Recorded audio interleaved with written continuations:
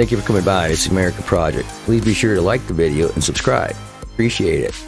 Well, Fani Willis is in the news again. Let's take a look and see what she's up to. Fulton County District Attorney Fani Willis is being accused of illegally recording a phone call between her and one of the defense lawyers involved in her sprawling racketeering indictment of former President Donald Trump. Christopher Karkov, who is representing Trump co-defendant Harrison Floyd, is alleging Willis recorded a phone call between her and one of Karkov's Maryland-based colleagues without his knowledge. That would be a violation of Maryland's Wiretap Act, under which recording a private conversation without consent from both parties is punishable by up to 5 years in prison and a fine of $10,000 or both. Karkov told CBS News Willis recorded a phone call with his colleague who was in Maryland at the time without their consent.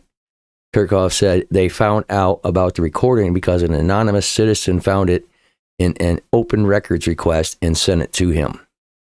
Late Wednesday night, a conversation between Karkov and columnist Phil Holloway was posted by Floyd on his X account. Georgia is a one-party consent state, and it's unclear where Willis was located when the alleged phone call was made. Atlanta News First is reaching out to Willis's office for comment. Floyd, who once headed an organization called Black Voices for Trump, is one of 14 remaining co-defendants in Willis's historic indictment of Trump. Floyd, the only co-defendant who was actually jailed in racketeering indictment, is also requesting his trial be moved to Coffee County, arguing he cannot receive a fair trial in Fulton County. Coffee County is about 200 miles southeast of Atlanta, and is where prosecutors allege voter information data was copied from Dominion voting systems equipment to an undefined or unidentified lawyer associated with the Trump campaign. Floyd was one of the last Trump co-defendants to surrender at the Fulton County Jail and the only one who did not arrange a bond settlement before turning himself in. Trump is facing 91 felony counts in 4 criminal cases in Washington, New York, Florida, and Georgia, and could potentially be looking at years in prison if convicted.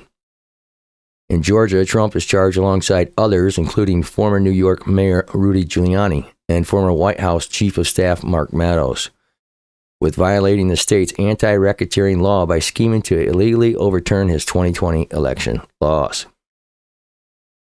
Willis's indictments, handed down in August of 2023, accuses Trump and his allies of suggesting Georgia's Republican Secretary of State Brad Raffensperger could find enough votes for him to win the battleground state, harassing an election worker who faced false claims of fraud, and attempting to persuade Georgia lawmakers to ignore the will of voters and appoint a new state of electors favorable to Trump.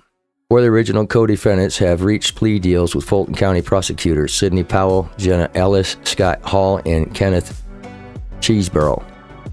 Also, on Thursday, Fulton County Superior Court Judge Scott McCaffrey upheld the indictment against Trump after the former president's attorneys were hoping to have his charges dismissed under the First Amendment's freedom of speech stipulations. And there you have it. Thanks for coming by. Please be sure to like the video and subscribe, and I really appreciate it, and have a great day. God bless.